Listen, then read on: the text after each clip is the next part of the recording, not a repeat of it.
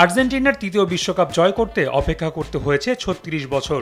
দীর্ঘ সময়ে ১৭,০০০ কিলোমিটার দূর থেকেও সাদা আকাশি জার্সির প্রতি ভালোবাসা এক ফোঁটাও কমেনি বাংলাদেশের সমর্থকদের। সবশেষ ২০২২ সালে কাতার বিশ্বকাপ জয়ের মাধ্যমে সেই মহেন্দ্রক্ষণের দেখাও পেয়েছে ভক্তরা।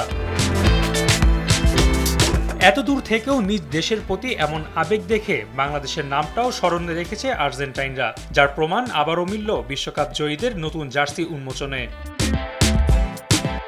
শুক্রবার নতুন জার্সি নিয়ে একটি ভিডিও প্রকাশ করে আর্জেন্টিনা ফুটবল। ১ মিনিট ১৭ সেকেন্ডের সেই ভিডিওর ৪৮ সেকেন্ডে কান আটকে যাবে যে কোনো বাঙালির।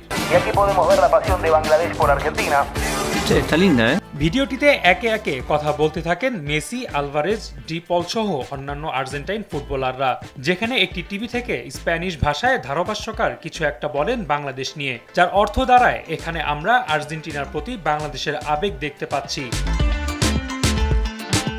কাতার বিশ্বকাপের ফাইনালে ফ্রান্সকে হারানোর পর জয়োৎসব হয়েছে বাংলাদেশেও, হয়েছে দীর্ঘ অপেক্ষার পর আবেগের বহিঃপ্রকাশ।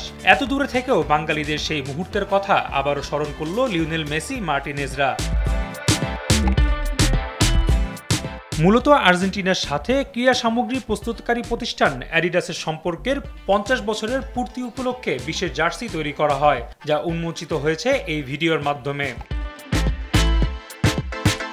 আগামী ১৯ নভেম্বর পেরুর বিপক্ষে ২০২৬ বিশ্বকাপ বাছাই পর্বের ম্যাচে এই জার্সি পরেই খেলতে নামবেন মেসিরা।